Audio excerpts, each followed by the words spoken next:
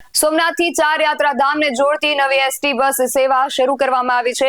આ સેવા સોમનાથથી સિદ્ધપુર સુધી ચાલશે, જેમાં વેરાવળ, કેશોદ, જુનાગઢ, રાજકોટ, ચોટીલા, સુરેન્દ્રનગર, બહુચરાજી, ઉમિયાધામ, ઊંઝા જેવા સ્થળો પર રોકાશે। આ બસના પ્રારંભ પ્રસંગે સોમનાથ ટ્રસ્ટના પદાધિકારીઓ, હિન્દુ સમાજના પ્રમુખ અને ભાજપ અગ્રણીઓની ઉપસ્થિતિમાં ધાર્મિક મંત્રોચ્ચારમાં કરવામાં આવ્યો હતો। આ બસ સાંજે 7 વાગ્યે સોમનાથથી શરૂ થશે અને 6 કલાકમાં સિદ્ધપુર પહોંચશે, જેનું ભાડું 330 રૂપિયા રહેશે।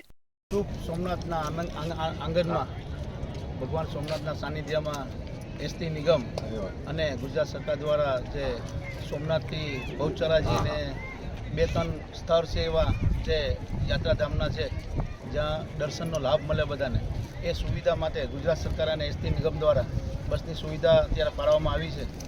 તે બદલ ગુજરાત સરકાર અને એસટી નિગમનો અમે આભાર માનીએ છીએ કે યાત્રીઓની સુવિધા માટે અલગ અલગ રૂટ છે, જે સોમનાથથી ડાયરેક્ટ જ્યાં માતા પાવાગઢ હોય કે આશાપુરા હોય કે જે ધાર્મિક સ્થળો છે ત્યાં આખા ગુજરાતમાં કે ગુજરાત બહાર પણ આપણા એસટી નિગમ દ્વારા બસો। BSNTV ન્યૂઝ સાથે ઉષા મેરાવડા, ગીર સોમનાથ।